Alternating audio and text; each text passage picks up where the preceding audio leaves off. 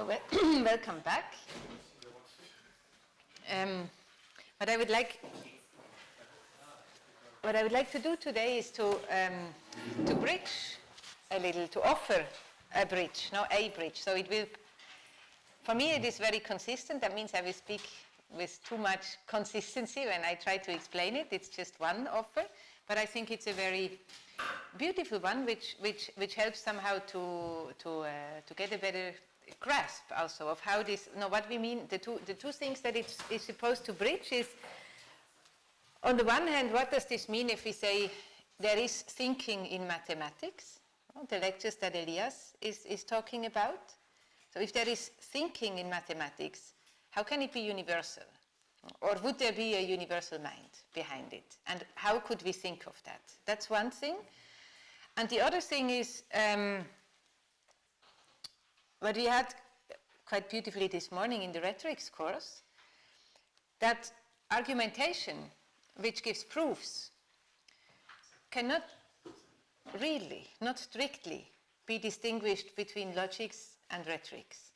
No? So the point of distinction is with regard to the assumptions, so to the likeliness or to the acceptability of the assumptions on which a particular syllogism or a particular, I forgot what it's called, entymon, something like that, the rhetorical analog, on what they are resting. And then what we saw this morning is quite nicely, has been quite nicely put by Sebastian, that in a rhetorical way we wouldn't make the steps explicit. No, we would in a way work with shortcuts that temper the reception of it, so that condition the people who hear it, because it's not strictly explicit, it's not strictly put barely on the table, it is charged, it is emotionally charged, and it works with that.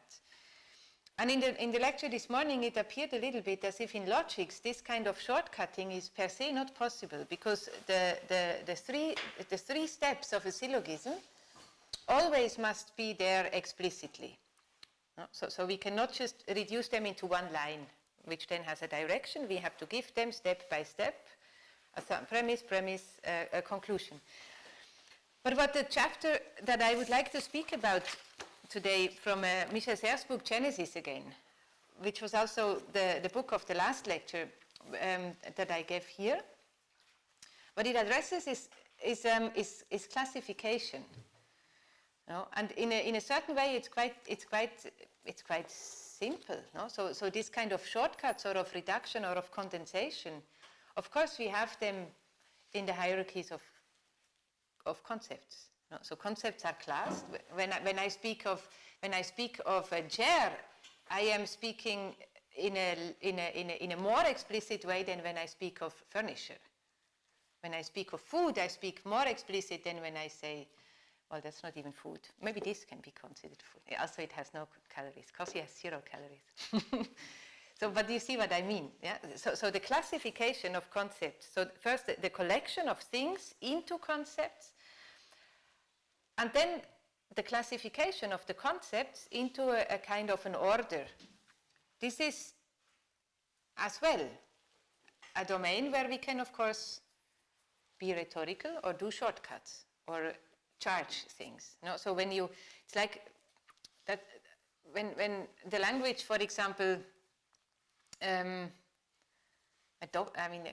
good example is always the gynecologist. So he will speak in a technical language to establish a space of public and of non-intimacy through the technicality of it. But its very effect is, of course, an emotional one. Yeah? So it works inversely. So that's basically what I want to point out. I don't think this is there is anything revolutionary about saying that, or anything agitative. Not at all. So how we can make sense of this is at the core of this book. And if you remember, it has a kind of a motto, which we talked about last time when I gave a lecture on this. It's this short little text at the beginning, before the book really starts, which is entitled A Short, Tall Tale. No? And it's this it's this little short story that Serres recounts and invents, because evidently it cannot have happened like this, where he finds himself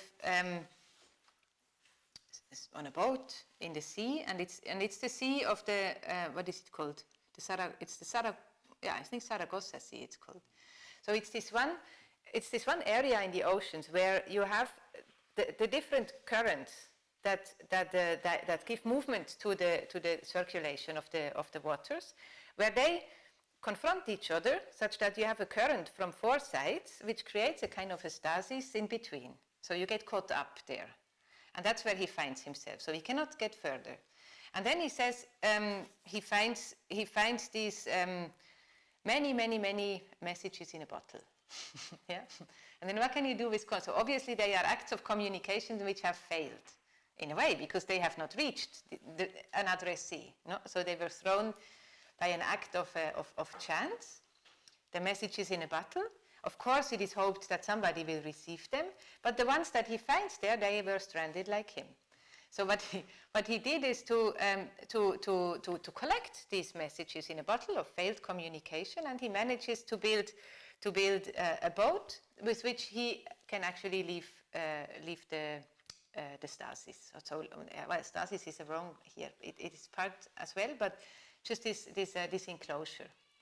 So what it stands for, of course, allegorically, is that there is a way to attend to communication that is not primarily about getting the content of the message right or wrong, but that there is something about the packaging of messages in communication. So that would mean the putting of what one wants to say into words and the arrangement of the words into a whole thing that can be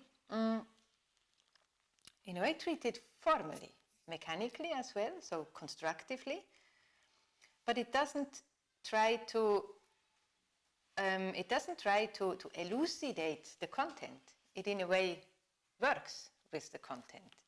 No? In this story, it's a kind of, so the idea what he inverses, of course, is the story of an ark. So it's a Rettungsboot, yeah? But with much less or much differently weighted drama, let's say, than the story of the ark as we usually know it. And what stands behind this is an idea that has to do with how we think about space and time, the relation between space and time. So what this book is saying that it wants to do is, I think that's what we talked about last time, is to say there is a new object. There is a notion of a new object for philosophy. And that's what I would like to focus a little on by relating it to the rhetorics course and also to the mathematical thinking. So if you remember Elias last time, what was he? Maybe we can recollect a little what were the main proposals he made. What was his lecture last week all about? What sticks to your memory?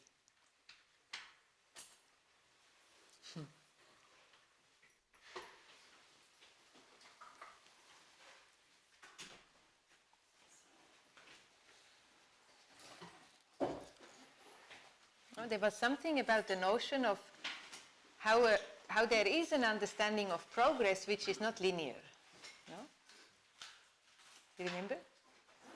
So there is a way to think about progress. That means a movement which, in a way, advances and also grows more capacious. So a movement of abstraction, but one which advances through bifurcation and not through consequences, no? But through always splitting up in every point. And this is so what he described with regard to this is a relation between algebra and arithmetics. So it was about how can we conceive numbers. And how can we conceive numbers has to do with the relation between a unity and a unit. So this was always the concrete point to which his lectures were referring. So a unit is in space, and the unity, he said, this is what we can only get in time. So in units, they are simple elements of measurements. We are in space, and if we are in space, then that's the classical understanding. If we are in space, then we are out of time. Yeah. So that's why space has been related to concepts and to logics and to rules, because if it is spatial, it doesn't change. So this is the thing about the geometry. When we measure according to homeostasis, to which I think we will come next week when Elias is here. So when we measure the magnitude and the size, the height of the pyramid geometrically, it doesn't matter who we are when we measure it, and it doesn't matter when we do it. Yeah? So the kind of knowledge that geometry, so the measurement of space gives us, seems to be outside of time. Time doesn't seem to matter. And through time, neither does subjective identity matter. So there is something inherently objective then about measurements in space and concepts that depend upon measurements in space. So this concerns the unit. But then we have these paradoxes, no? That he was also talking about, not only in the 20th century. So the diagonal is when we have the scandals of things that seem as if they could not be put into space. So we have irrational, so numbers that don't seem to end. We have numbers that seem to be active. No? These complex numbers, we can never get them in a point. So they are always moving. But then how can they be moving if they should belong to space? Yeah. And the line that he drew last time, I don't dare to follow this in any more detail, but the big line was to say these paradoxes that we get from the relation between number and space, they come because we forgot time. Yeah? So if there is time, so if we can take time into account, then the paradoxes are not really paradoxes.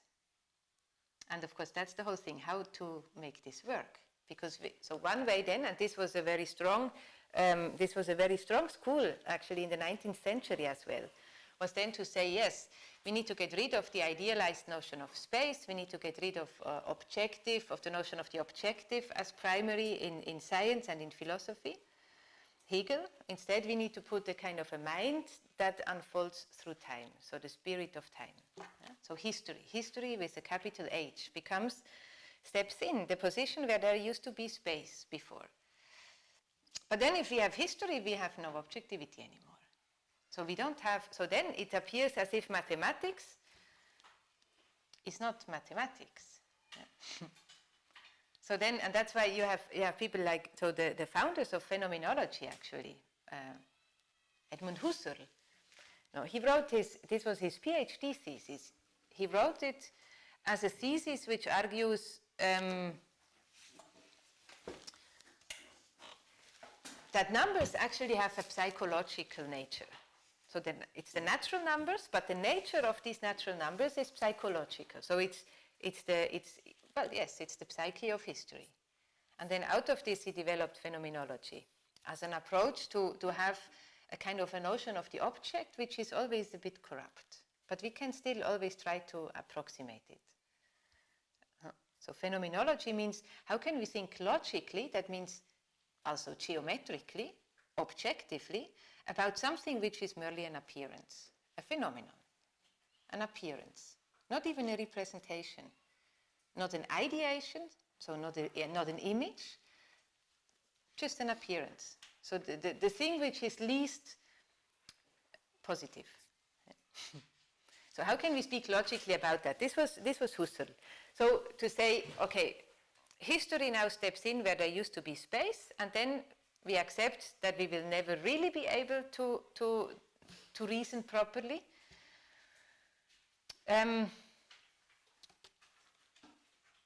is all that is left to us. So we need to think historically. So then we have a dialectic. So the concepts will never, they cannot be unified ultimately. We work with units, but we know that these units can never be peaceful with each other. So that's one way to put it. No? And history is driven by struggle. So this is the 19th century. And struggle comes because the things, even so we can describe them in terms of units, are organized into classes. And in these classes, they make up the social reality. So that's why in history there seems to be no possibility for a peace. No?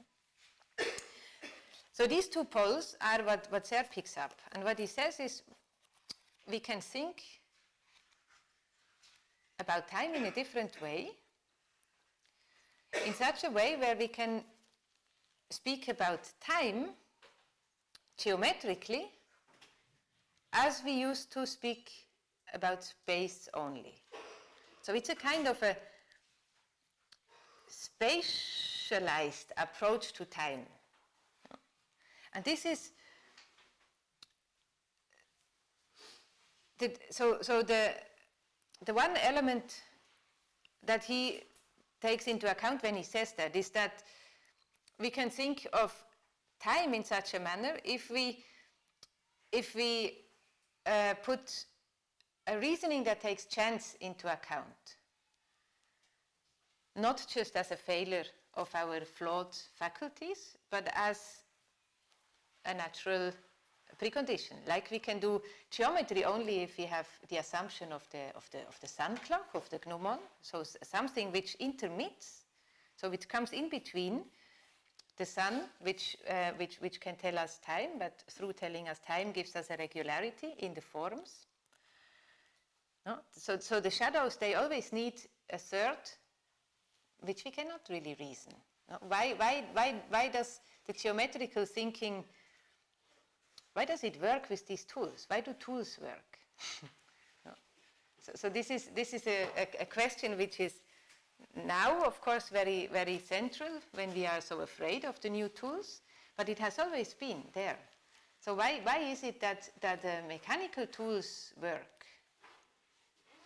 Because if it's a tool, then it's always mathematics constructed into a certain kind of interplay. So then it becomes an instrument. And as an instrument, it works, but why? No? So with the water mill and so on, we are very much used to it. But if you really think about it, how can it be that through mathematical articulations of something of which we really don't know that much, people can fly to the moon and come back. And all these speculations, they work just as, or pretty much just as they had been expected, on the basis of no solid grounds, just symbolisms. So this is a miracle. No? So if we don't want to give it an explanation. If we want to give it an explanation, it's very hard not to relate it back to some kind of theology. So we can say, okay, by all evidence, it seems to work, so we have to acknowledge that it does. But we don't necessarily need to give an explanation for it. So, in a similar sense, Serres says, we can have something like such a gnomon, such an objective ruler, such a tool, such a thing which intermits into the reality and time.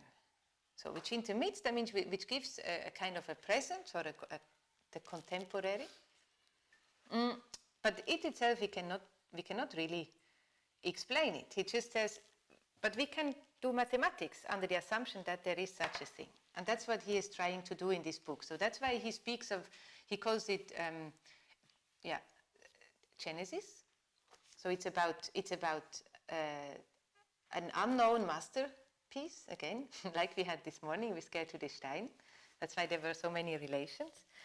So the way that he tells it is, so he says there is, with such a tool, and we don't know what this tool is. No? It's also not as simple as with the gnomon now, from our point of view. So he cannot give us the tool and then it's there. But he says we can learn to think as if there is such a tool, as if there is such a thing which facilitates us to treat and to relate to time, just as we can do it with space. And this is so. But that's a bit anticipating what Elias is going to talk about. So this kind of gnomon has to do with electricity and with information as a quantity. So information is not really a number. We can call it numbers, of course. Certainly, it is made up of units, and yet it has no extension in space if you think about it. But there is a technology and a technique of treating information. That means physically, so there is a physics to it. No? We can send the signals. We have the magnets, we have the carriers, we have the semiconductors. We have a whole physics of communication that facilitates communication in a technical sense. And it works with spectra. I don't know whether Elias already spoke about spectra, but it works with spectra and with frequencies. And with frequencies, we can only, the engineers, the electro engineers, when they operate in the signal spaces with frequencies, they need to distinguish between the time domain, which is the wave that, what is the word? I always forget this word. It's not expansion, of course. So the wave, yeah, but in a way it's like expansion, except it goes circular. There is a word for it, which I cannot think. Maybe later. The amplitude, yes, that's it, exactly. So we have the time domain, and we have the domain of, what is it called then? Well, the frequency domain. Yeah. So the time domain is the amplitude. So it is the measured expansion of a wave in a circular time. So the frequency domain is the things that recur. So that cycle. They are the units of a spectrum. The frequencies. Now you can have spectra of according to certain frequencies, and that's why you can have. With quantum physics, everything is. This sounds super esoteric, but in principle, everything is light. Yeah. So the white light of the sun is in all the matter. It just depends on the frequencies that give solidity. So light literally matters. So light is not the other to matter.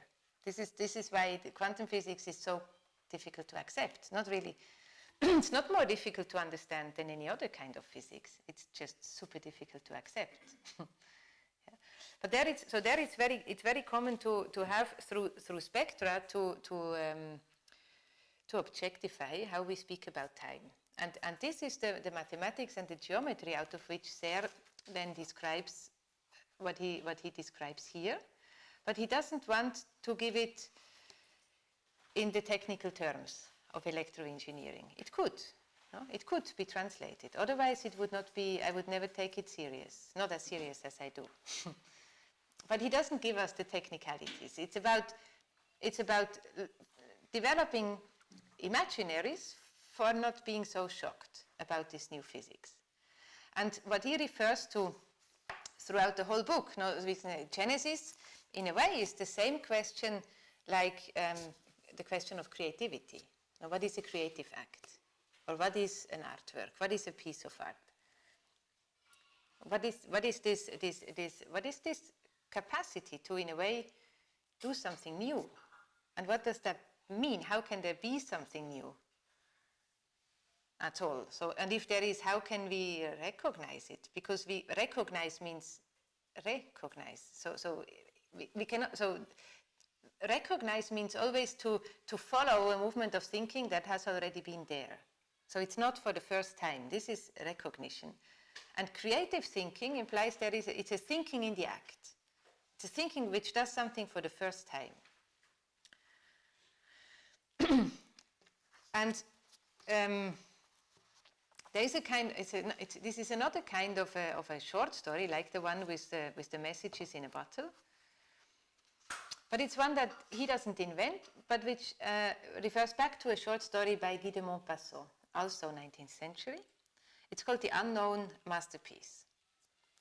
And it's this story of several, so it's I think 3 or 4 generations of painters that have all learned from each other. So there is the big master, who is the oldest one at the top of this generational pyramid. And in principle, they have all learned from each other, so they should understand each other quite well. But of course, they don't. And then on the one level, this is treated in terms of age. So with different age come different generic temperaments, for example. That's one aspect. So the story is quite rich, but what is important to take through all the chapters of the book is this strange ending of the story, which is that at the top, so the master, he had never revealed what he's working on for the past 15 years or so. So he never showed to anybody. And then at one point he says, it's finished now, you can come and see. And he unveils it, and they just believe he's completely mad. So it's a completely noisy mixture of colors, of patches, of no structure, nothing can be recognized. It's a complete disaster. And I think, wow, okay, now he must have gotten mad. and the masterpiece is called La Belle Noiseuse. La Belle Noiseuse, this means, so la noiseuse, this is the noise. So beautiful noise is the title of this unknown masterpiece. It's beautiful noise. And he says, and this also I don't know the English word. In German we speak of Aktzeichnung, yeah? So it's the naked body, but it's not, so Aktzeichnung entails that it has this relation to an act which is not represented. So the beauty that, or the ambition of Aktzeichnung is to capture beauty before it has already been represented in a way. So before it can be political, or it can be social, or it can be have received projections and then responding to projections, but a kind of an innocent and a pure beauty.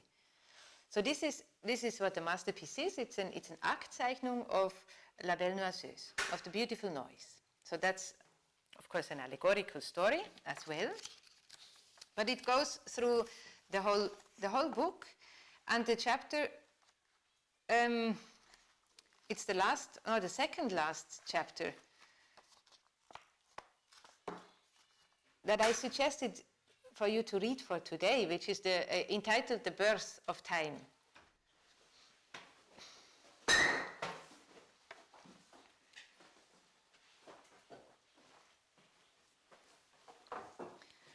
Did any of you have a chance to look at the text? It's just to decide how much. So should I speak as if you have not at all? Huh? Okay.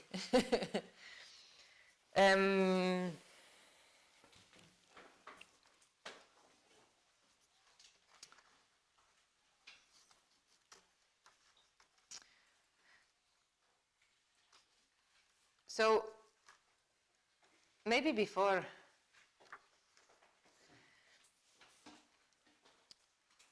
because these have been a lot of abstract postulates, we could say. No?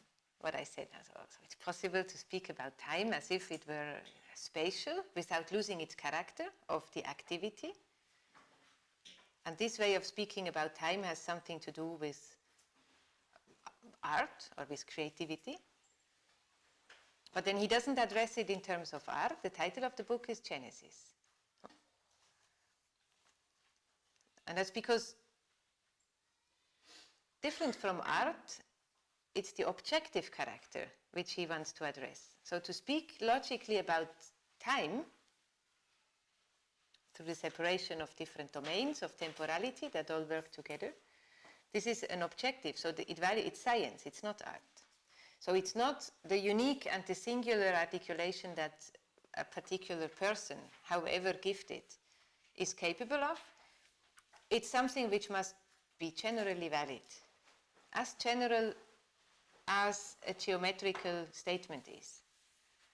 No? So a universal, one, where it doesn't matter who it is that makes it. So there must be an objectivity to the art and to time, which is a different side, let's say, a different aspect of what art theory and aesthetics is also concerned with. But if you, so what would be the question? I mean, I'm sure this is a bit outrageous that people come and say this is possible. Why? What is so provocative about it? What are you liking about such a proposal? What makes you skeptic, suspicious? Let's try to collect a little bit these problems around this obstacle, as Elias would say, which you try to embrace afterward.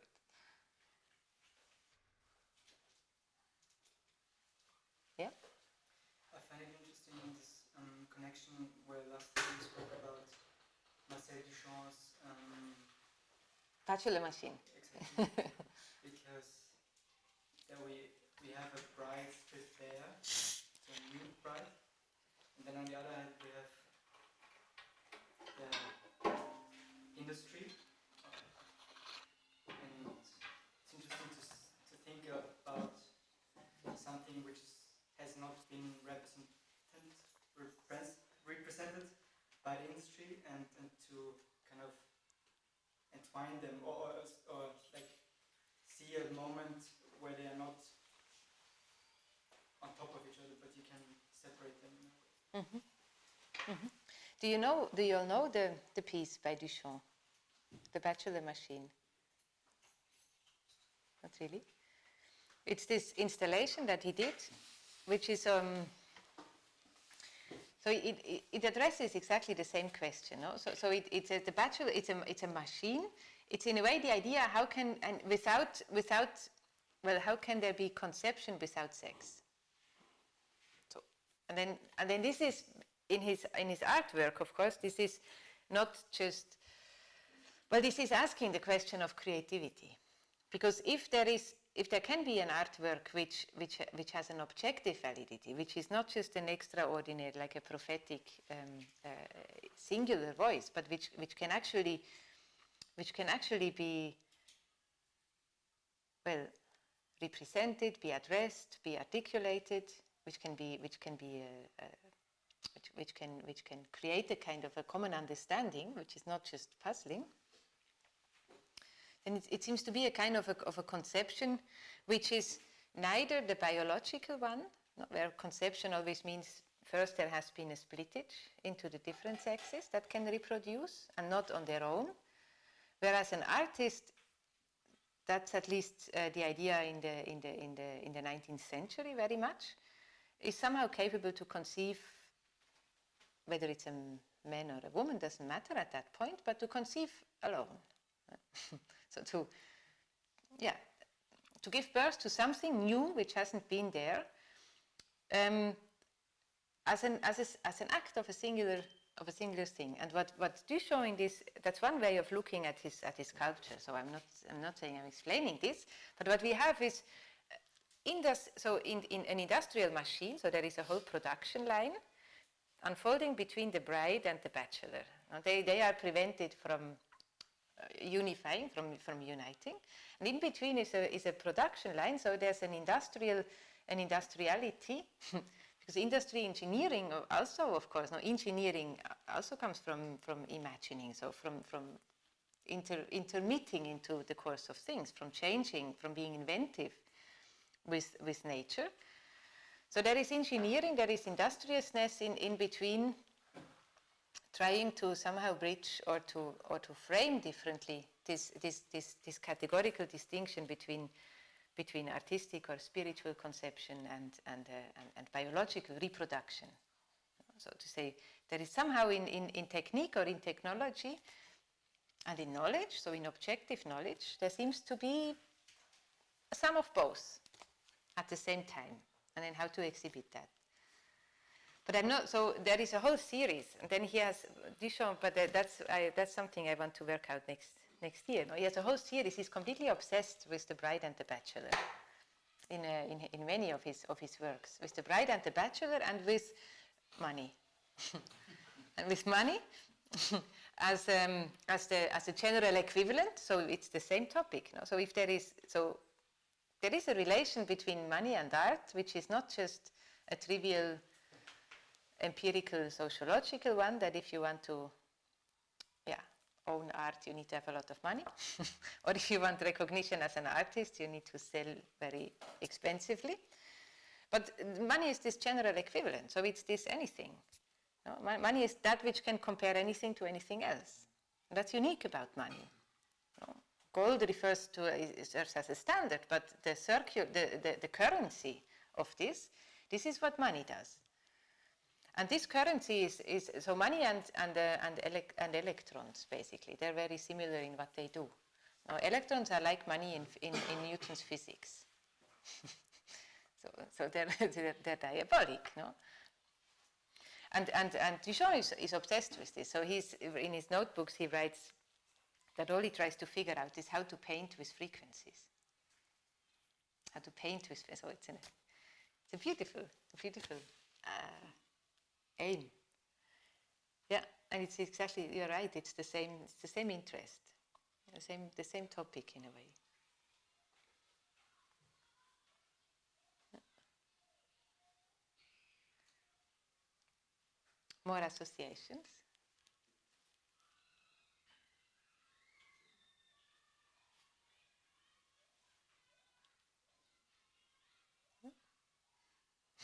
Come on. Time is a currency as well.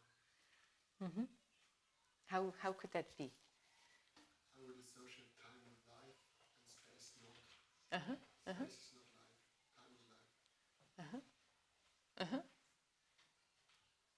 So then would the idea of measuring frequencies, would that be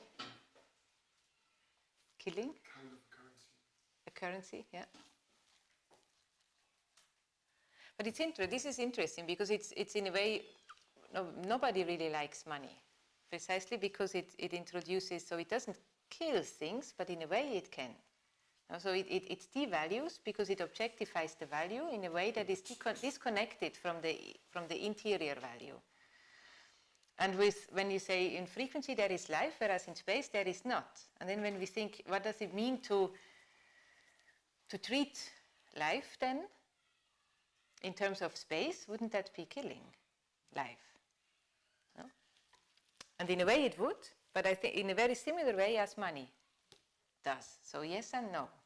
No? Because in a way it's what it does is more, it reproduces, it proliferates. It reproduces and proliferates a thing which is singular.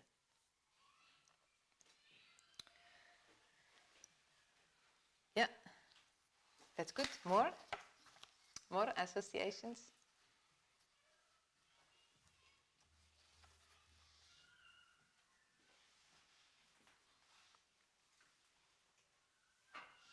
It's not necessarily killing in space, Yeah. but it could be also healing in space, because if we look at in medicine, for example, in medicine, space becomes a healing. Yeah. How do you mean? Because if we think in medicine, the interaction with time happens in space through a procedure, a medical procedure, which actually leads to a healing process in time. So there is another connection between space and time. Yeah, and then this opens the classical question with healing. Is this, what is health, or what is the reference to health? It's the same question that we have with the health of the planet now as well. So what could be the reference? So what would be the balance which would be the best? So and there's always, with regard to bodies, there is always a kind of a polarity between mind and body. So the brain just needs an awful amount of energy. So this has been a key factor in evolution. So to have big brains as we have is super decadent from a body perspective on health. So my point is that especially with health, it is very hard and completely ambiguous to say what would be health. Just like with a mind state. No? So what is a healthy mind? Difficult. Yeah. But this is actually what Serres, with this Serres begins the chapter. So he focuses on classes.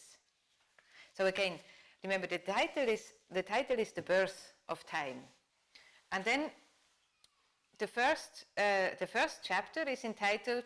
So this picks up the topic from the chapter before. I can just briefly give the context because it's important. It's the circumstance of this chapter. It's called heroic Furies. Heroic Furies. So we have the hero. So the one which doesn't fit, which rises up, and fury. So fury was almost a sacred thing always in antiquity. So fury, to be angry, couldn't really be one's own responsibility. Just like to have a poetic perception for something very beautiful. But fury was treated as, and there is this one book that Serres is talking about a lot. It's a book by a French guy who was called Dumézil. He was an anthropologist, and he said there are invariants throughout all the societies, and these invariants, they come in three functions that every society knows. So every society has I think they are the producers, so the workers. They are the religious authorities, and the third one is the military. So there is some kind of defense institution, there is some kind of production institution, and there is some kind of prophetic or of instructive institution, education or priests or whatever. So of these, he says, they are universal. Every society at every age needs to be organized at least in these three functions.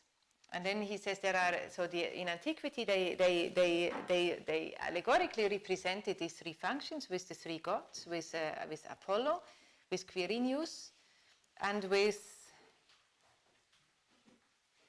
I cannot recall. The third one is, so Quirinius is then the god of exchange, of economy. Apollo, no, I don't know. I don't want to mix them up. This is a bit embarrassing. So I like the structure of it, but you can find it here. And to say something like that there are invariants that we can find in every society, this is a kind of a domain which would be outside of time. Yeah. So it means however societies evolve historically, culturally, however change and variation there seems to be a structure which is not itself subject of historical evolution. So this was why Dumézil's book was so influential. So in a way it proposed so this is something that also in architecture, when you encounter structuralist approaches in architecture theory, engineering it's another part, so then the interpretation is not so much in the foreground, but structuralist architecture theory, then structure is always supposedly this thing which can give us a geometry of history. So which has, structure is outside of time, and if we know a structure of something, we have a measure with which we can in unbiased manner compare different varieties of it. So that's the structural thinking per se. And the 20th, after 50s, but also after 50s it was about saying, but these structures don't work. Post-structuralism, they are biased, they're not objective, because there are many of them. There is an extent to which they are arbitrary. This is post-structuralism, but structuralism tried to find such schemes like Dumézil's. So things which, to a super complex and super rich domain, are invariant. So they give us a point that is outside of any particular bias. And Dumézil did this with regard to societies with these three functions. And then the thing which makes his book very, well, in a way, I guess, as it turned out, very attractive, is that he said, but there is one thing, one human thing, which is not properly social, and yet without it no society could exist, and it is transversal to these three functions. It is transversal to these three domains that are invariant. And this one thing is the capacity to be furious. Yeah. So to be furious in a way is to be super agitated, outraged, so ungehalten in German. So nothing holds you back. So you don't. So it's a way of elevation, of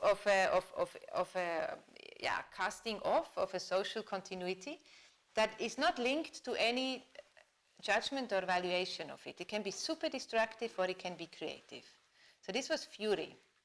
And what Serres, when he begins this chapter with a short passage on what he calls heroic furies,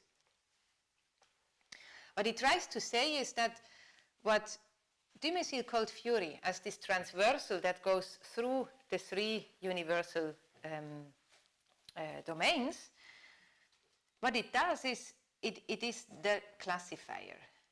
Yeah? So it transverses any classification, and it is necessary for there to be this, not just the classification, but the reference, so society. Societies wouldn't be there if people would not get furious. So that's another way of saying the same thing like Dumézil is saying. So he says societies are not here because they strive for peace only. No? There is it's like, so this is the structure, always is a mechanical, an algebraic perspective.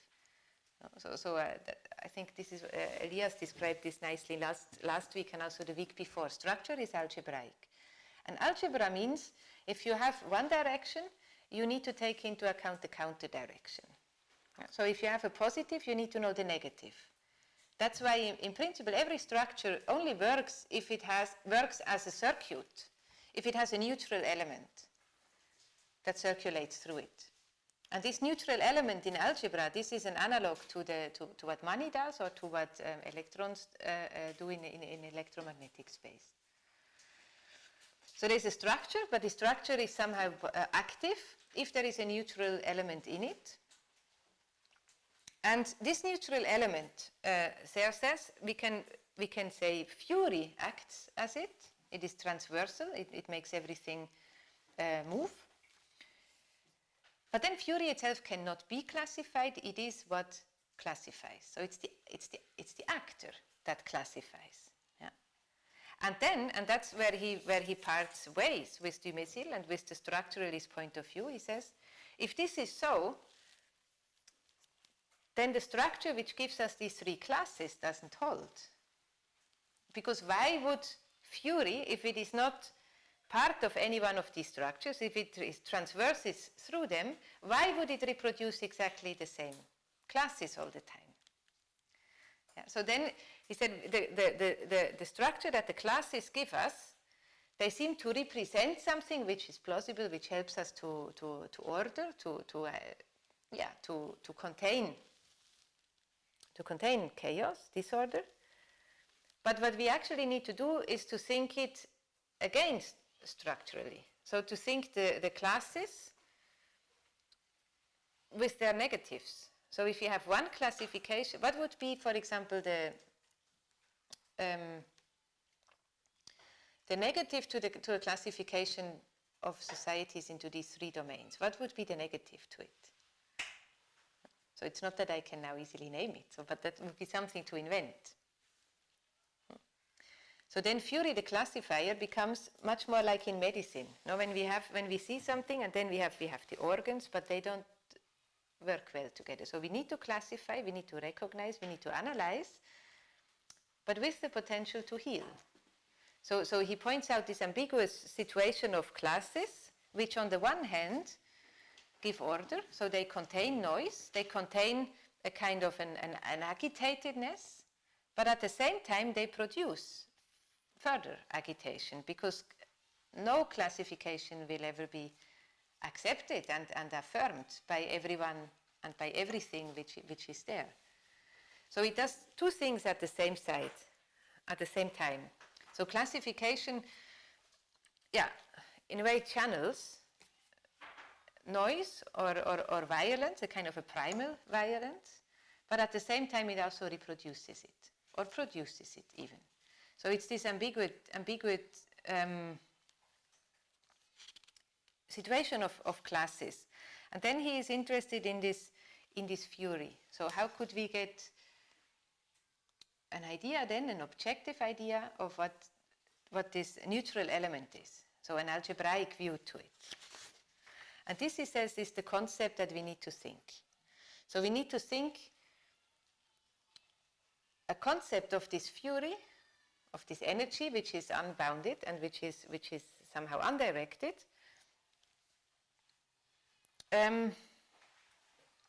such that what it does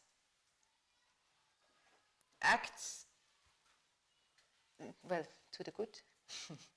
So the way he formulates it, can we think an object of not of war but of love, but an object, not a subject. And the classes, because the classes, they are of course okay. In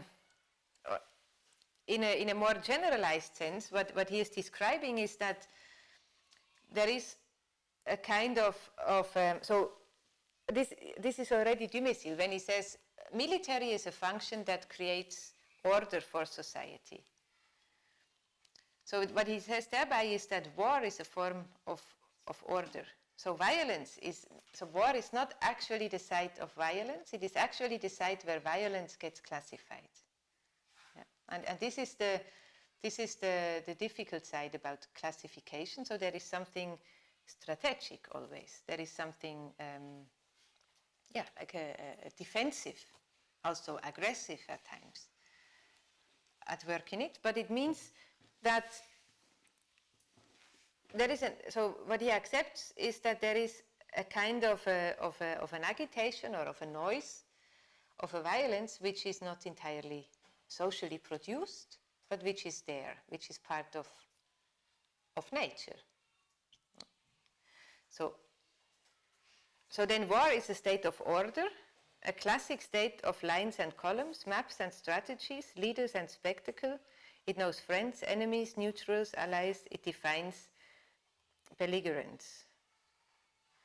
And then he says, sadly, I now believe that war is a cure for violence. So this is the inversion. No? So we have the classification, which gives us order, but to say we look at the at fury as a kind of a transversal element, a neutral element that can undo the classes, means we need to think the inverse of these classes. And in the case here, then one part of this inverse is to say there is a way how we can look at war actually as a cure for violence, not just as an agency, as a cause for violence. So and the same then would be with. So the inverse would, the same would be to the priests, and the same would be to the workers. So the inverse would mean there is something about the productive class which is entirely unproductive. That's the inverse. Or there is something about the prophetic class which is entirely obscurantive. So it's not clear-sighted. So these are the inverses. And then when we have the inverses to these functions, we can look.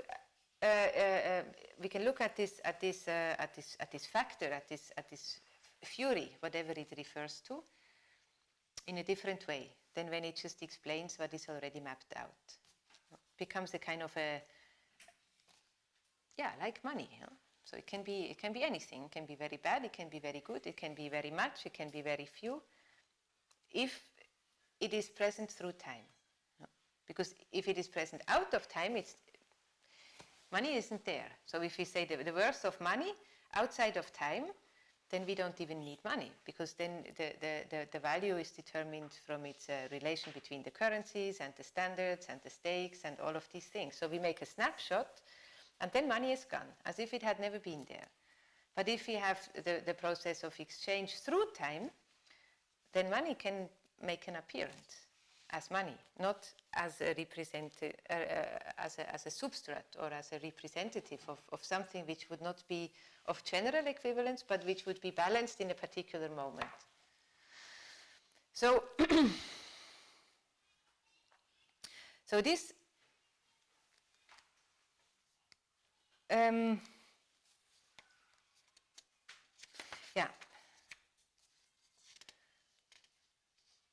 this inversion now, when we say military is not only an agency of violence, it can also be a cure.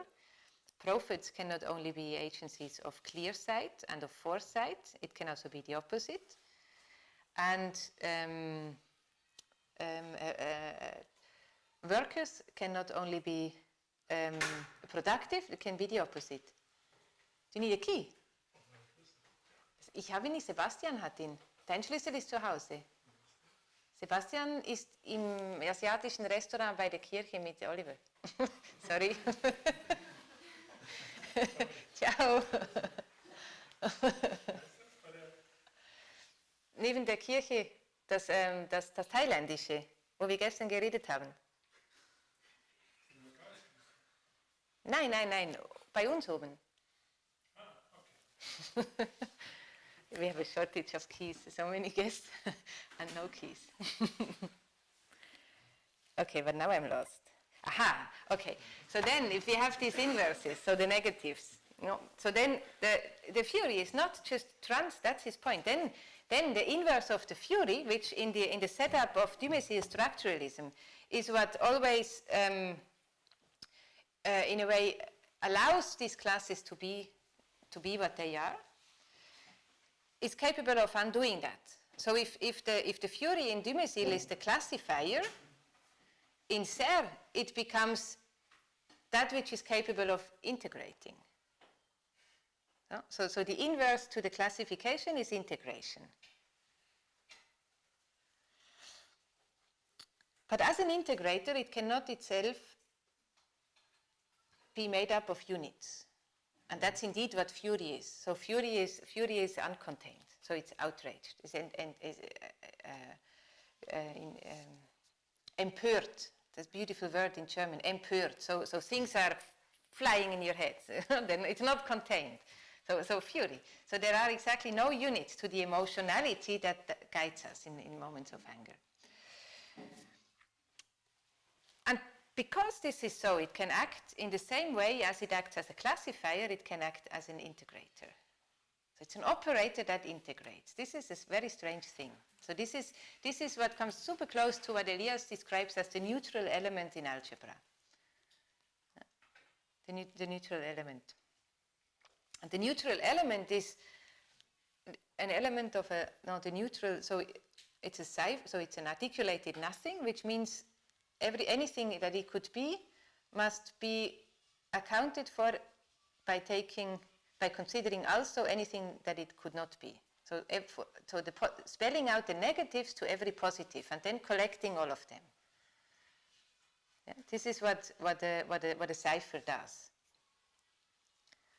And a cipher literally means zero, so nothing, but an articulated nothing. This is a cipher. So the Fury, if it becomes this operator that integrates, operates through code, through coding. So what Serres gets with this point of view is the structuralist perception in which classification is a kind of an ambiguous strategy, which on the one hand can contain violence, but also is cause for further violence.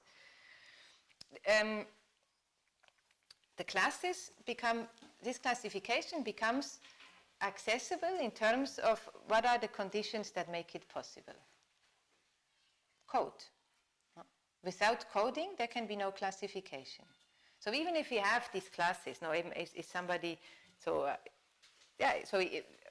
don't know, this is perhaps a bit silly, But if you think about, and no, actually, this is one of the very important questions when we are so angry about or against so-called capitalism today. No, is work only manual work? Is the work that we do in academies not also work? Does it not also produce something, even though we don't work with the materials, we don't work in the factories, at least not in the same kind? So is there a difference? Can we not speak about intellectual or we often say in sociology now this is the new term. So after the what do they call it? Information, the service sector. So in the information age, where it's not anymore the industrial age, but it's the information age. So work has somehow shifted to processes of communication, of commerce, of branding, of marketing, of organization, of administration, very, very much. Everything becomes administration with information technology. So is that not work as well? Or is it, because evidently in education we develop curricula, so we kind of transmit through generations what seems to be more important than other things. So is that not also the prophetic function? So how, this is coding, yeah? To say it can be looked at as belonging here or it can be looked at as belonging here. But if it belongs here, it is coded in a different way than when, by all apparent objectivity, it belongs here. So code is prior to geometry in this whole setup that foregrounds communication in this way. Yeah? That's why we can treat the messages in the bottles. So we code them in a way that they make a ship. We could code them in 1,000 different ways where they would do different things. So this is a formal approach which has at its basis communication technology or information theory, a kind of a mathematics, a quantitative notion of information that can be treated physically and technically, and yet it is not without meaning. So it doesn't make sense because it can make any sense. But it's not meaningless. We can make it work for certain things. So this is the frame set in which Serres speaks of, in a way, of the artwork or of creativity as a genesis. And the beauty of this is that this kind of genesis is not an event which lies however many years in the back and just dominates how everything else which happens afterwards needs to be accounted for. So it's an originality which never ceases. Because the content of the messages, they are never entirely exhaustively elucidated. Every coding shows them in another facet, but this meaning is never entirely revealed. It remains cryptic. We are looking at the form, we are looking at its dress-up, we are looking at its container. Not without interest in the content, but not with primary interest in the content. So the content, the meaning, never ceases to be actual. So there is always more to be grasped in any message than what actually is being picked up when we speak. No, it's like when you would now give it, so when I'm giving a summary of what Elias said, so there was much more in what he said. But we pick up certain themes. So it's not without relation to this meaning, but it also never tries to objectively capture it, expose it, and put it into one formal concept that could be preserved through time. It builds vehicles with which we can travel through time, but we lose a lot of what we had where this is coming from. So there's always more of it. So there is a coexistence of a noise and of a violence where it's not about being either. So every polar distinction becomes a gradual one in this setup. This is the beauty of it. So every polar, so we are not, I mean, every, what is it, 7 years, I think, my whole body is a different one in terms of its physics.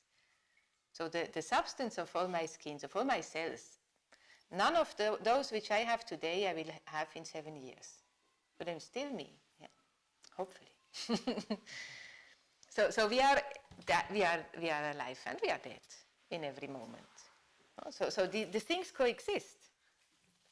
Then it's not an either or. It's a mixture of all of it. And then this is how originality never ceases to be present. So I mean, in a trivial way, we could say every moment is a new beginning. So that sounds very cheesy, yeah. But it is only so because we don't know what to do with it. No? So when we hear this as a kind of a cheesy statement, then it's like, okay, so now this is settled. Let's not bother. Let's have a cup of tea or something like that.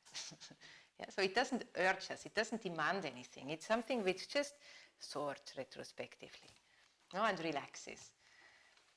And that's, I think, why this generational logics of the mastership relation is important here. So because this begins to introduce, even though originality is always there and everybody is a genius, there is drive to it.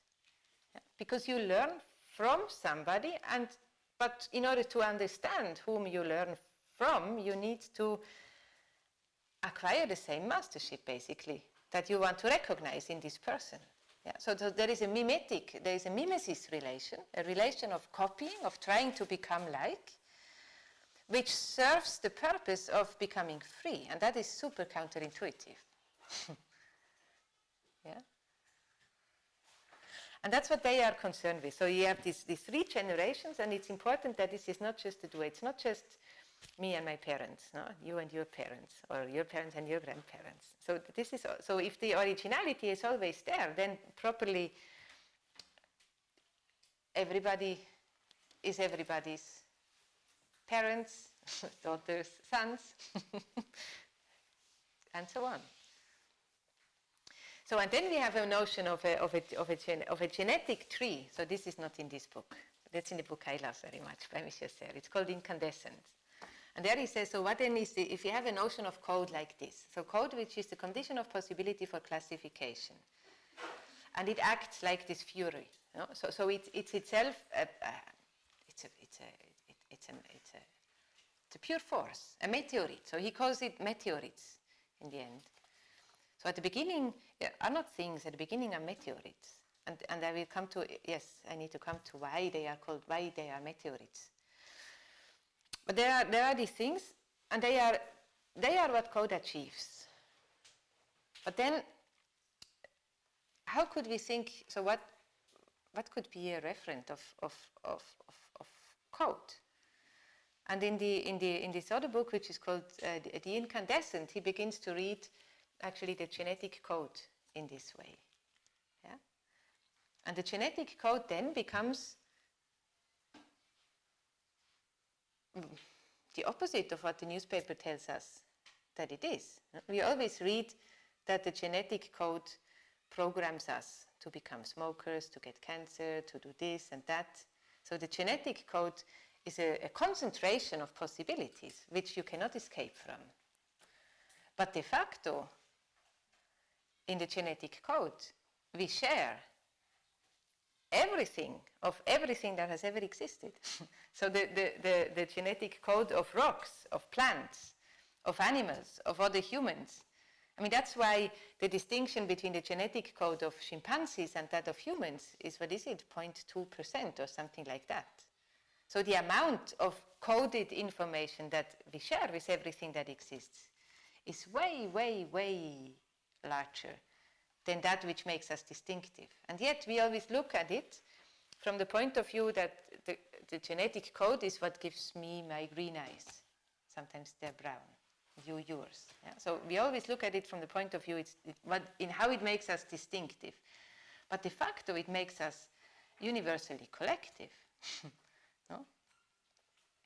So this is the point of view. So that's the other inversion that Serres then develops there and says, so there is a physical, there is a biological level in terms of which this expansion of identity, of indetermined identity, is not just a speculative fabulation. So it's actually a narrative which can account and grasp and describe what our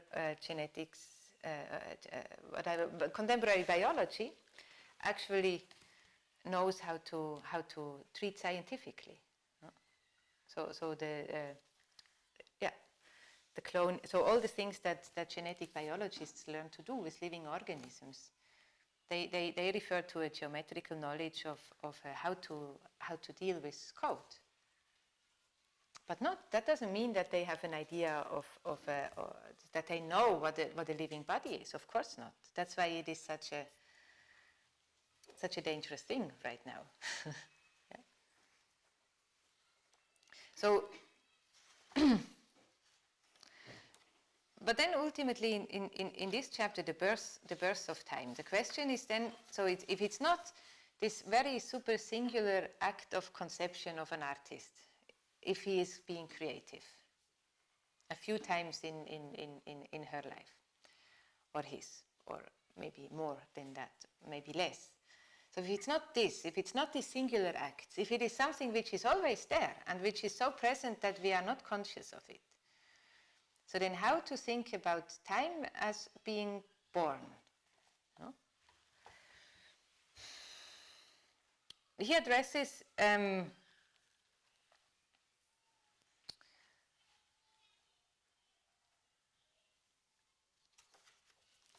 let's see.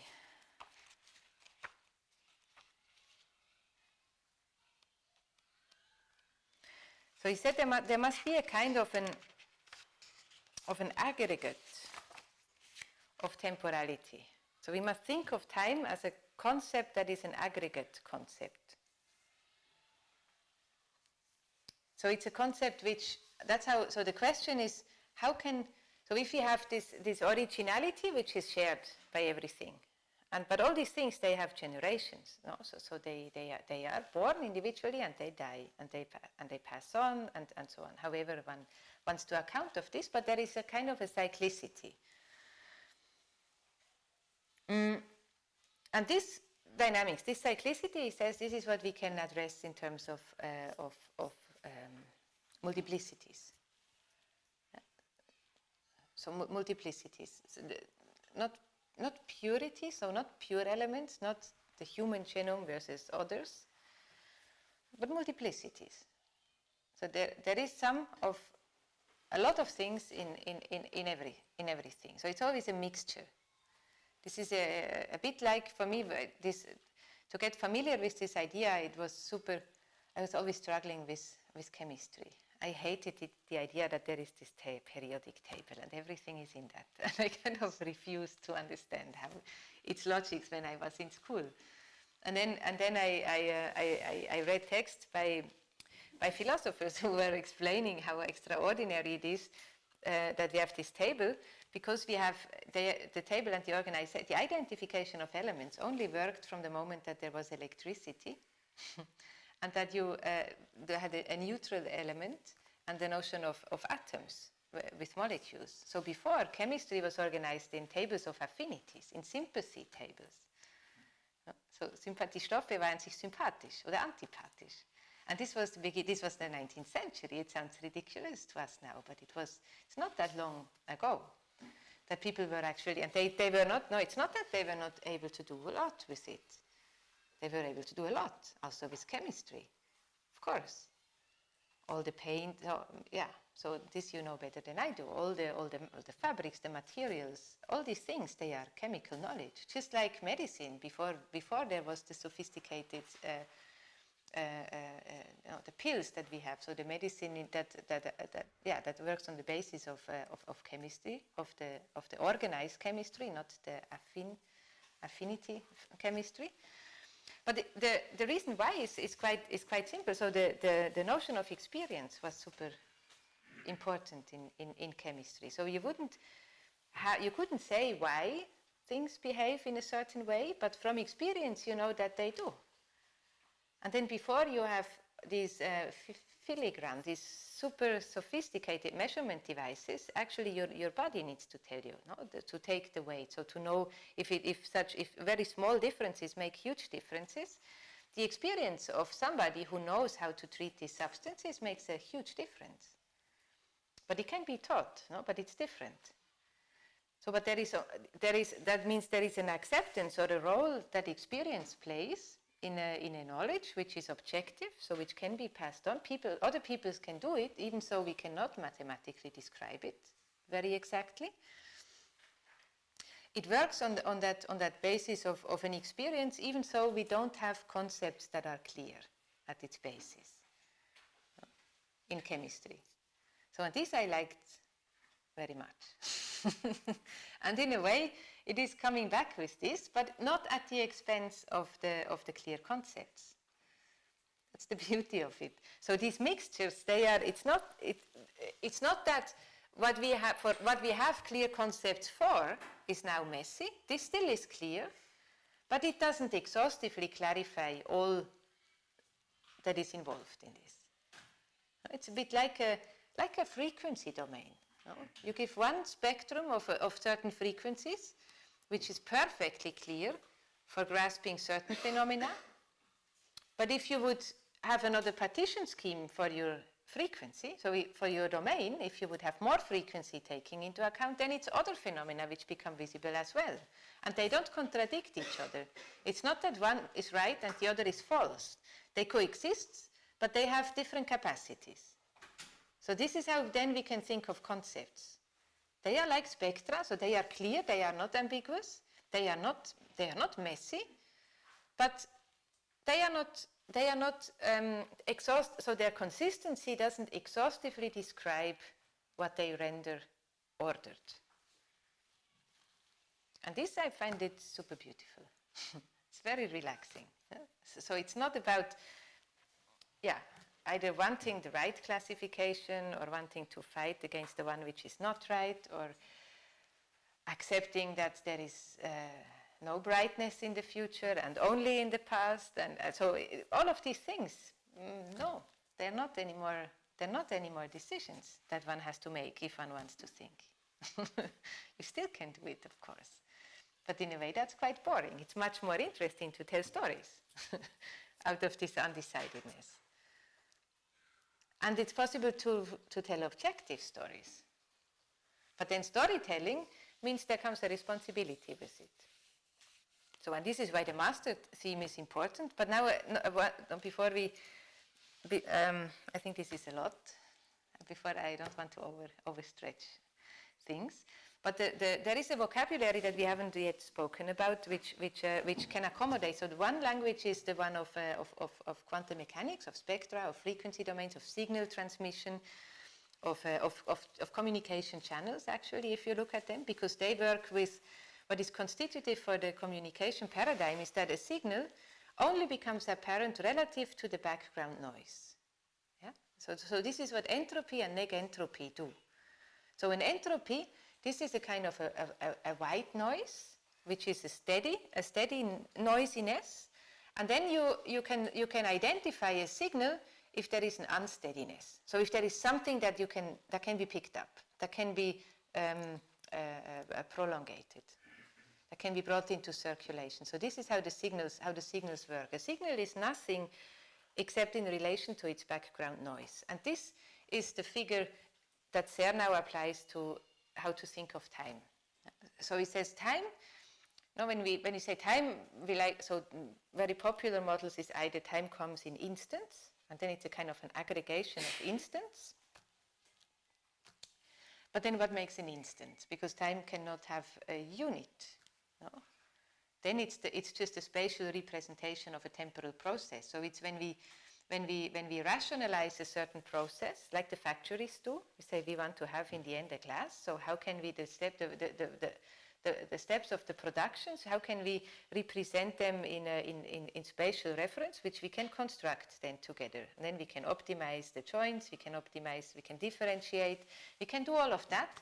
This would be agglomeration of instants. But the instant then is just a frozen. It's an excerpt of a frozen time. So there is nothing vivid in this temporality that this captures.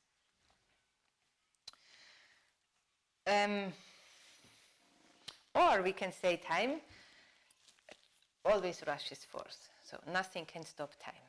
So we have a linear picture, a linear idea of time. Or, and this was more a mythical understanding, but also one which was very popular in the 19th century. Again, we have a cyclical notion of time. Yeah? So there is kind of the same, again and again and again. And then, it's the interesting relation that Nietzsche is the eternal return of the same. And what is interesting about that formulation is that it forces us to think differently about the same, because it's the same over time. But the time is captured as an eternity. And an eternity is a different way of summing up time, or of putting time static in a way, or absent, than, for example, immortality is. So there are, but that would be another story now. But in principle, we have the point, we have the line, or we have the circle. And instead of these models, Serres keeps all of them and says, but their condition of possibility is like in information science. So there is code, signaletics, and there is background noise. Yeah. So this originality, which never ceases to be active, of course it's rumbling all the time. It's like the Brownian motion in physics. So this originality is not really something that we want to keep. It's rather something that we want to get rid of. So it's super unsettling because it never lets us to be something or the things. Or it creates insecurity. So then time, insofar as it can be counted, is about keeping the origin, the time of the originality, and he calls this the basic time. And the basic time is like a basin of, how does he call it?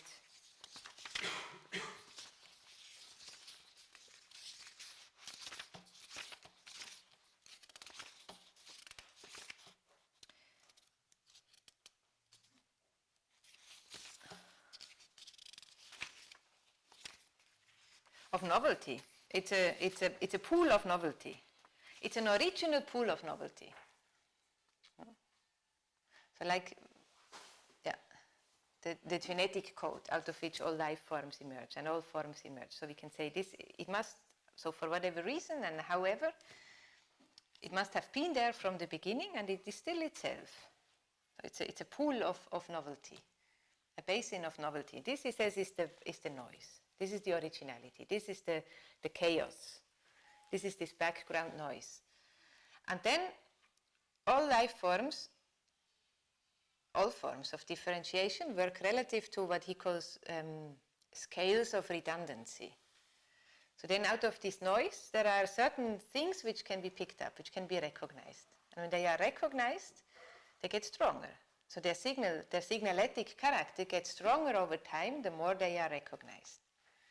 So this is how a unique creative insight, let's say. So you're perceptive to something which usually is not intuitively visible or sensible. So you're perceptive to it, but you make it communicable. So it becomes stronger, signaletic. So these are the scales of redundancy, because then it can be, if it can be communicated, we can conceive it. So we can objectively refer to it. And this, I have this somewhere. So he has,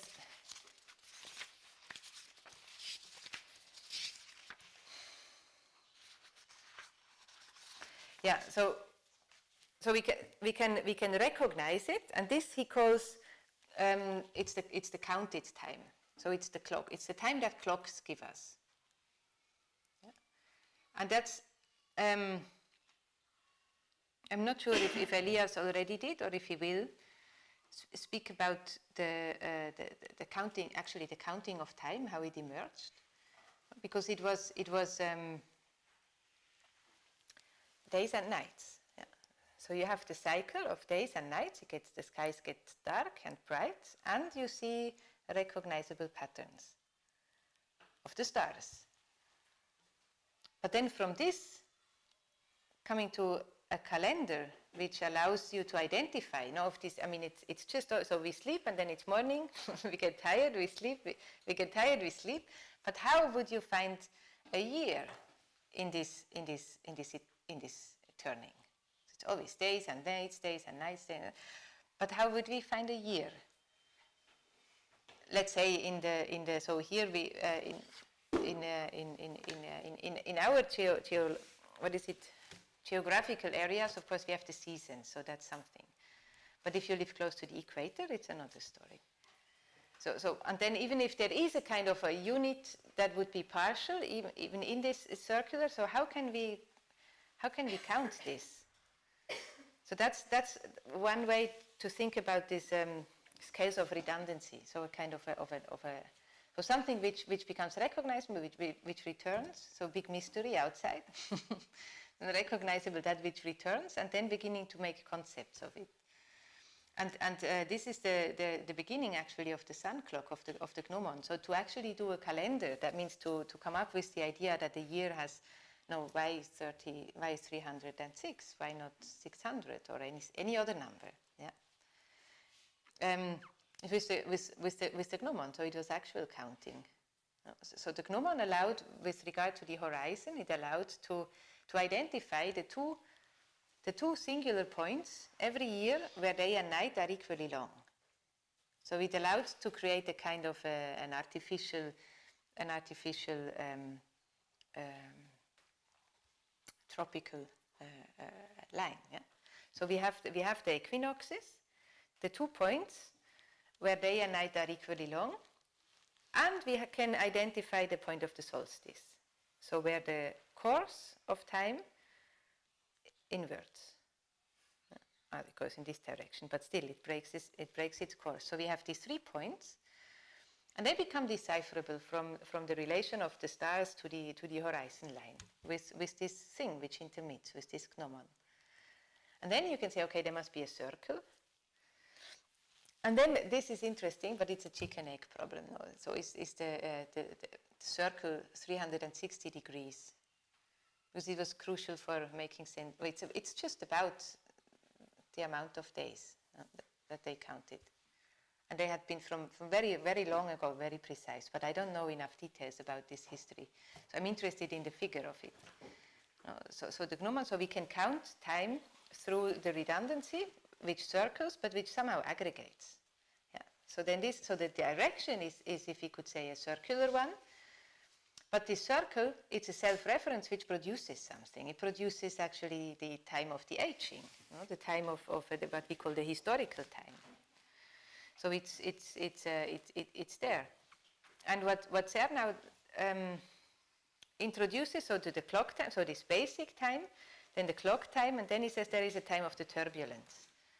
And the time of the turbulence, this is where in this geometrical, in this super abstract order of the equinoxes and the solstice and the polar coordinates and the patterns of the astrological first and then astronomical patterns, but there is a locality where time matters too. No? So that every day is a day, we could say, but then what really interests us with regard to history is, of course, not just any day, but it is this day or the day 100 years ago, and so on. So on a very different scale, and this, he says, is a meteorological time. So we have the geographical schema of how we can address the passing of time on the scale of the planet, but then we have a schema according to which we can address the passing of time on the level of the universe. This is this basic time, so the pool of novelty. And then we need a scale where we can address the passing of time on local scales. And this, he calls it the meteorological time. And the meteorological time is like the weather. It is universal, it is global, and yet in every location it is different. So what it does is on one way, to introduce a kind of a confusion, a mixture, a messiness with regards to the clarity of the other two times. But through that, it also provides a path, the possibility of a path of expanding from something very local to something universal, something global. And this equals the time of the turbulence. So this is again the situation in the beginning of the sea. So this would be, this is not, well, this is not, so the standstill is like the negative or the inverted side of a turbulence, where he finds himself between these currents. So this is not a turbulence. A turbulence would be if you are within one current. And then the point is that to say that this mixture, the mixture of this physics that he speaks about, whose genesis he describes in these communicational terms, is a physics of turbulence. So on the one hand, of the uniform universal time, which on any measure, on any scale that regards things that are relevant for us, doesn't really matter that much, but it's an assumption that is important. Then the clock time, and this turbulence time. And the turbulence time is a local time, where even so everything depends upon counting time, so making it comparable, the meteorological time is a way to say that this comparison never really works. So we cannot really compare one day with another day. But yet it is real. So that which happens on one day should be referred to in such a way that it can be shipped to the next day. So that there is a kind of a time traveling. That doesn't mean we travel so we can travel, not like in the science fiction where we can go into the past and change something in the causes. That's not the point. The point is to keep things that would otherwise age and just decay, to keep them actual or present through time. And this is what he calls how time can be born. So if we manage to describe something in geometrical, in universal terms, that can be kept through time. So this is when time is born. Because the knowledge that can be kept is a different kind of an aggregation than the duration of decay of life and so on means. It's a kind of a cultural, a social aggregation. And for this, he says we need a new kind of concept, and this new kind of concept cannot be, and it depends on us, that it must be an object, so it must be related to classification and to form and to geometry, but it can be one that is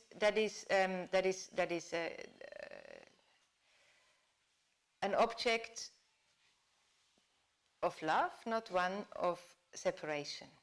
No. Did you get this term? No, eh? This is complicated. So it's the classes which can be used for healing. Yeah?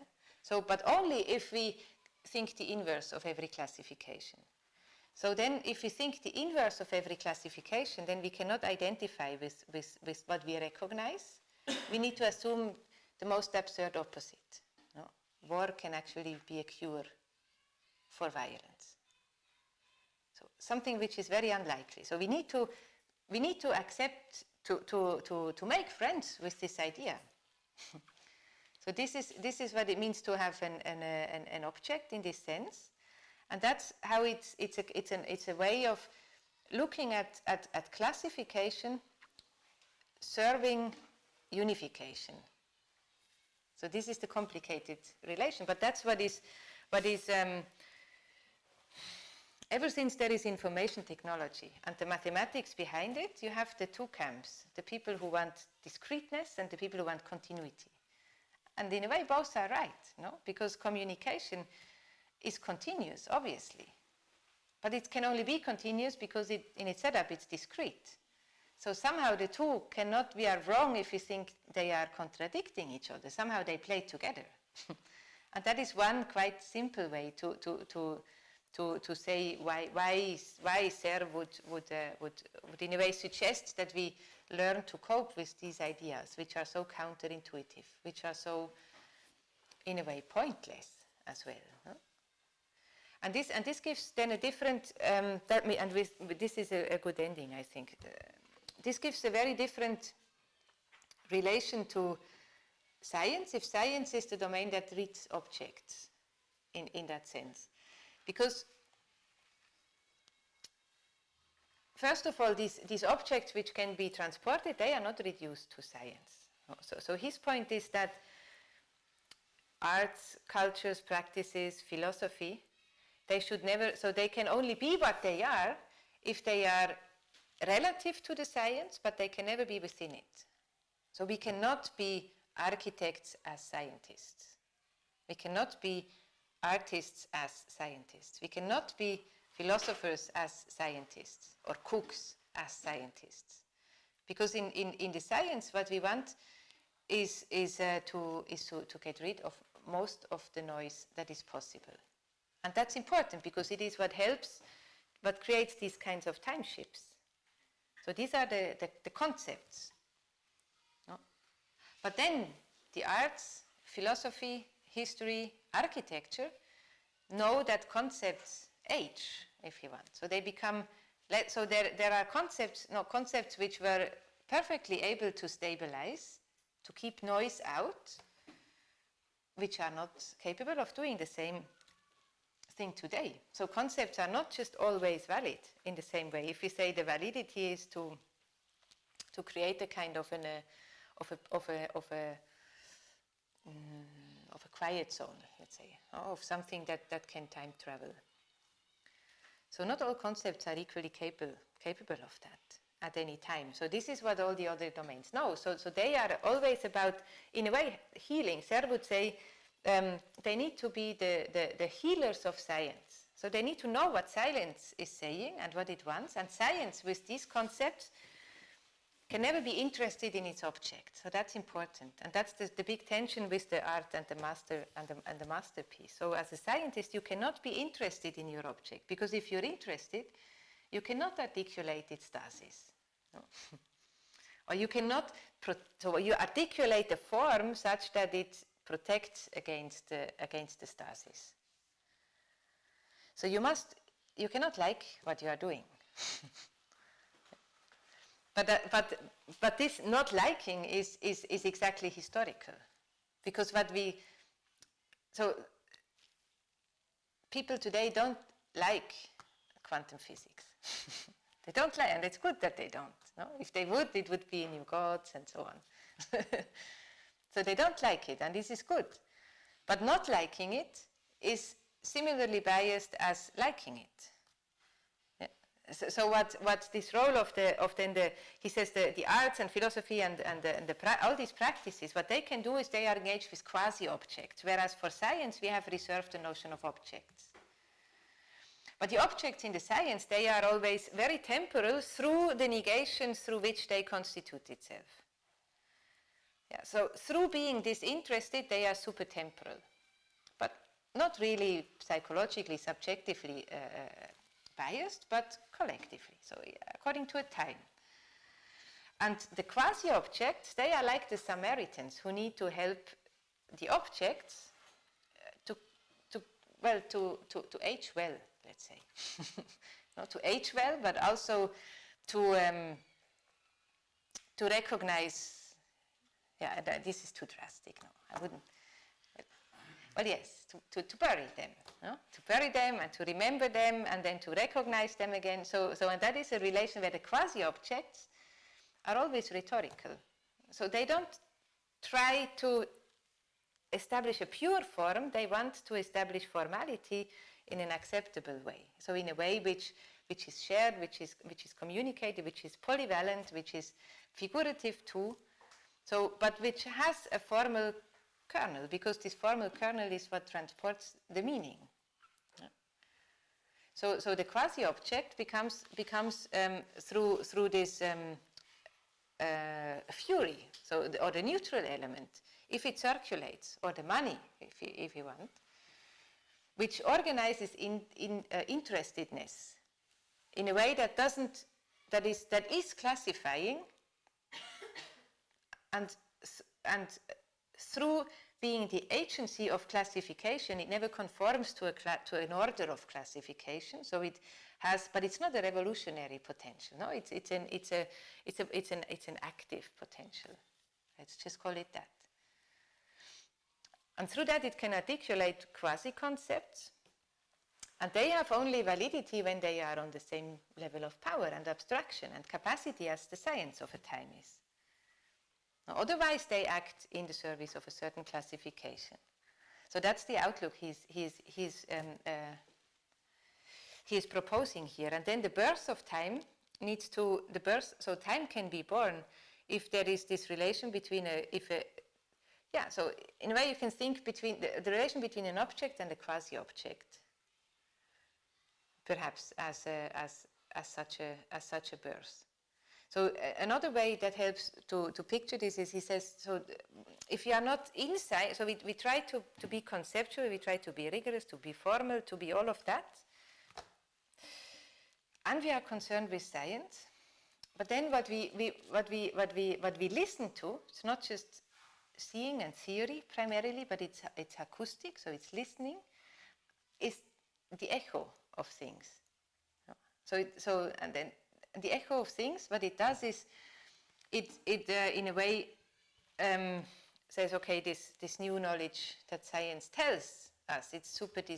So how can I be me if this is true? So this is a drastic way to put it, no? But actually, so every time I say that everything is light, no, I feel like that. How can I possibly say something like this? But it's what physics, it's what the state-of-the-art physics tells us.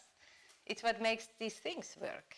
So that's the implication. So we must somehow find a relation to things like that without becoming some ethereal whatever. So the echo is where what has already been said comes back, but as an echo. So it hasn't. It's a bit like you can think of these messages in the bottles as echoes in a way. So they are sent out, but they have not been received. They have been repelled. So they're in a way, it's an accumulation of the sound which would just disappear. And then this accumulation of a sound which would just disappear, this is a kind of to be attracted to where things don't work. So where the classes in a way not only keep appease a certain agitation, but also are cause for a certain agitation. So to look at all these things, but not in order to classify better or more just, but to conceive quasi-objects that are more capacious than the ones which are in science right now. So then this is how Serres always, and I don't know any other, no, actually Alberti. That's why I'm so fascinated by Alberti now. He takes up the stories in order to describe the changes on every scale that happened in the age that he was living. He picks up topics, fables, motifs, stories that are very well known, and he brings them into different constellations again. And this is very much what Serres does too. There is not a single book which is not somehow working through stories that are there. No, like here it's the unknown masterpiece. And then of course it's a reading that he gives of this text which would be completely inconceivable if one wouldn't have information technology in the background. So if one wouldn't want to find a kind of an illustration which is not one's own invention, but which matches. Because things, so the trust into things always only works if it's not an invention of somebody. No? If it has been in the air, if many people, many instances, many different domains kind of do the same thing, independently of each other. So if you look at the history, at a more serious book, not a popular science book which needs to sell well, but at the more serious history book, you always have the descriptions of the phenomena, and then a kind of a landscape and a mapping, where it is the most important thing is to say this was not the invention of one person. And it's very much against our custom today, when every invention immediately gets the proper name of the first author of the 450 authors that signed the Nature article. Yeah? So all our mathematics, even the formulas, they all have proper names of the people. That is so odd. It's completely against the spirit of science, which is also what he wants to preserve, of course. So he says science has lost its character. So it is entirely driven by and organized through interests, and it is important to keep the two apart, but not in a way that we would know from other schemes. So the echo, and then turbulence. This is beautiful as well. No? So that's the last thing. So he says, so history is born out of circumstances, and with the circumstances, that's why you have the rhetorical on the side of the quasi-object. So the circumstances always presuppose that there is kairos and there must be stasis.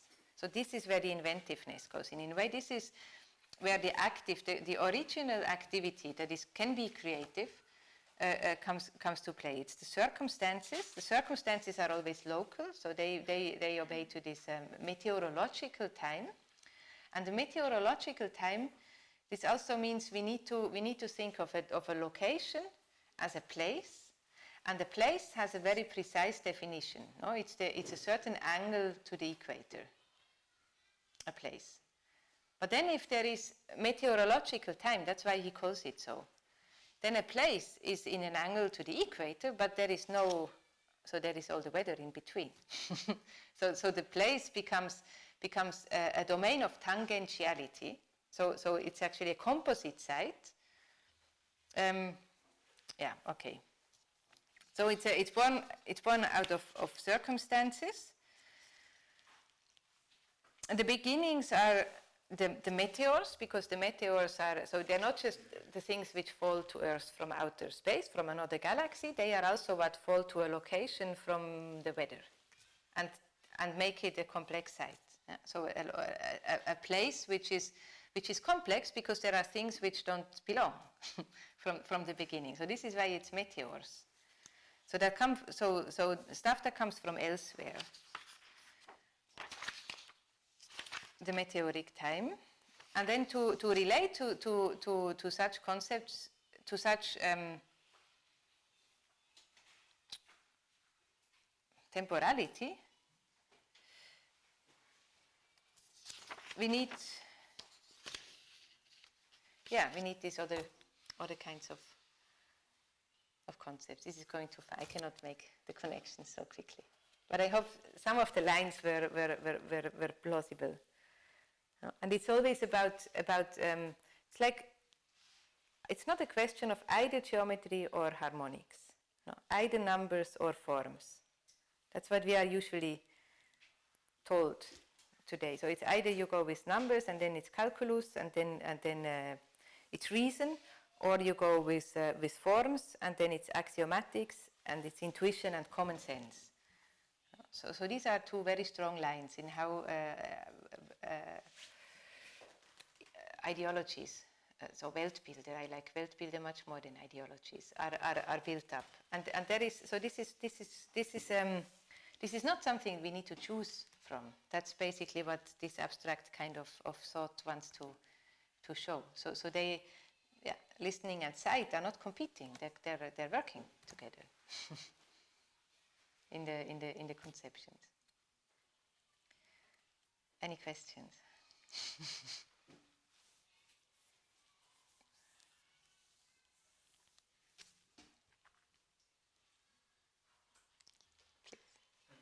Last semester we saw a video we read the text of Michel Serres, right?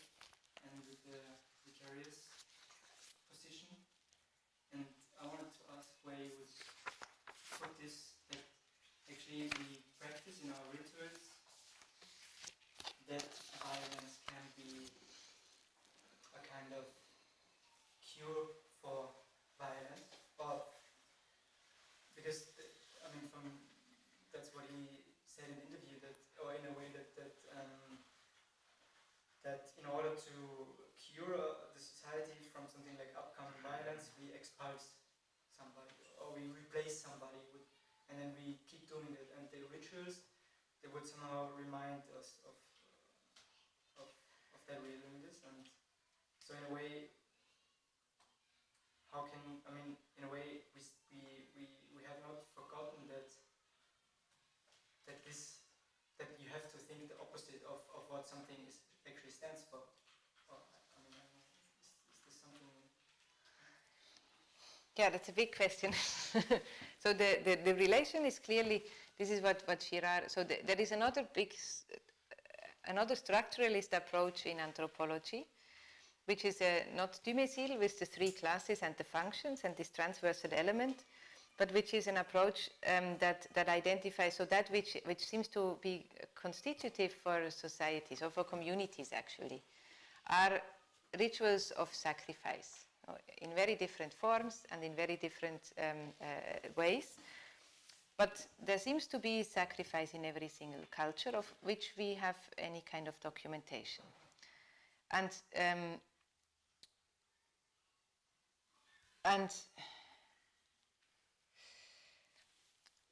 what Serres in a way always works with, so they both make the same assumption. Yeah. So there is a kind of so it's not just violence which would be cultural, there is a kind of a Gewalt. I mean, in German we have the word for it, English doesn't. Eine Gewalt, eine Naturgewalt. So this is a violent thing, yeah? But it's not a violent thing that would happen out of injustice, well, out of morals, let's say. So it's a kind of an objective violence.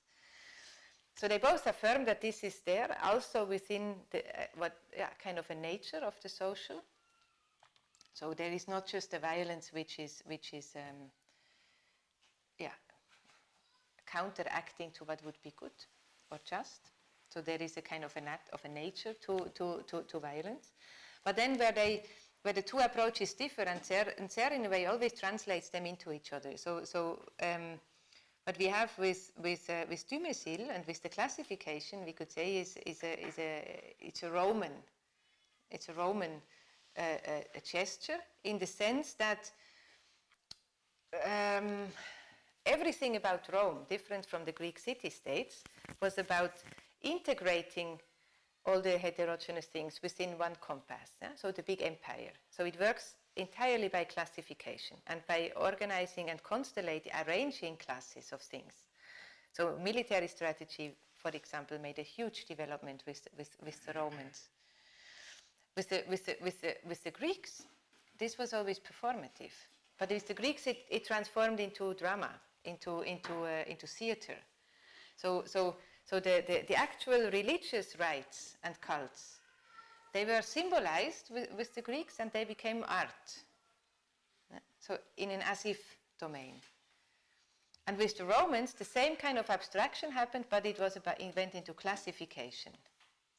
So what he's always interested in, this is algebra and it's algebra and arithmetics in a way. So the classification is the arithmetical thinking.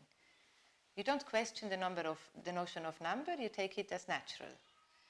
Whereas in the art or in the algebra or in the Greek way of symbolizing violence, so of formalizing, of seeking to formalize it basically, is algebraic. So it's about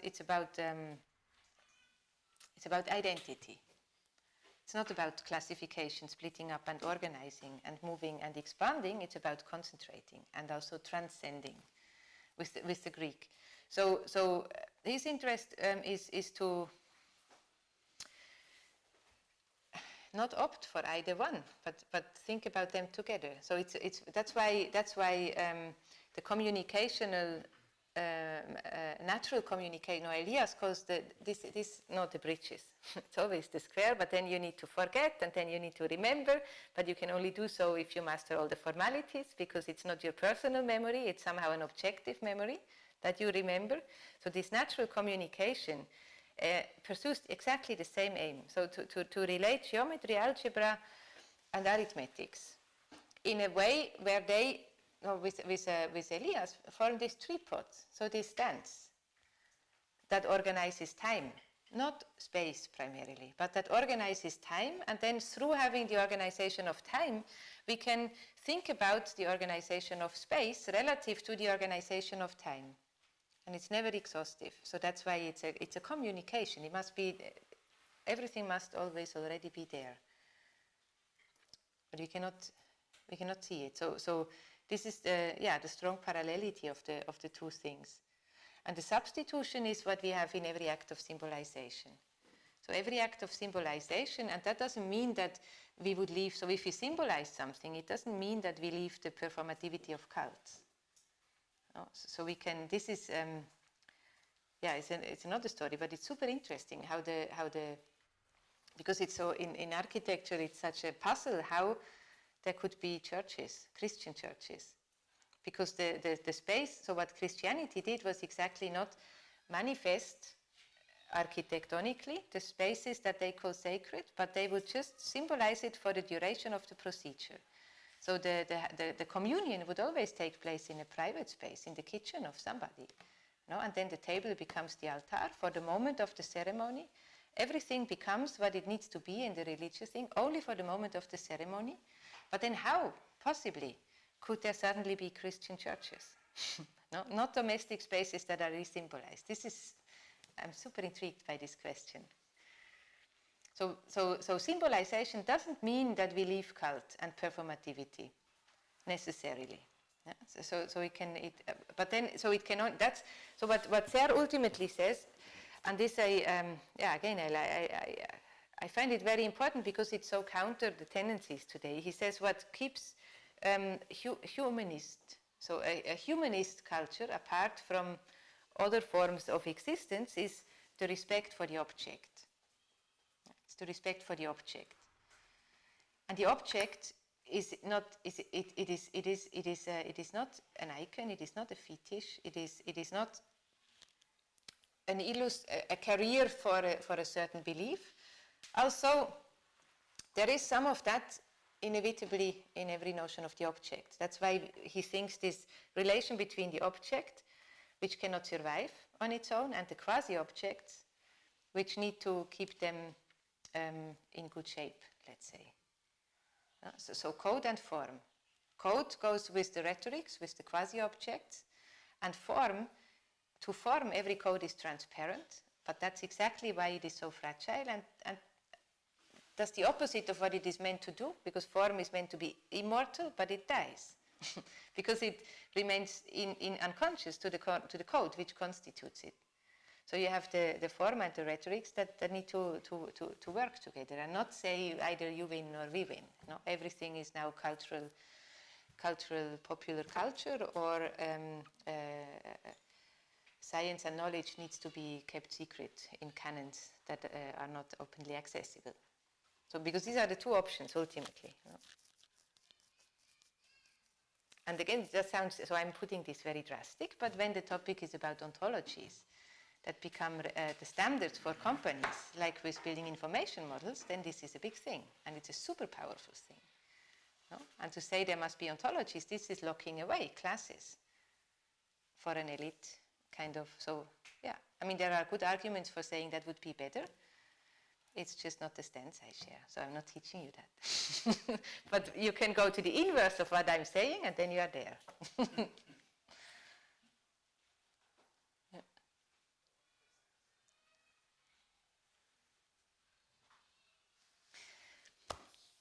More? Or should we, I mean, we will keep on this conversation. So if you have questions next time, please don't hesitate. You can also ask questions. That would be interesting, actually, to ask questions from this text now to Elias, because he should be able to translate and to bring his thinking into these ideas, or then to coach them in a different way. Okay, thank you.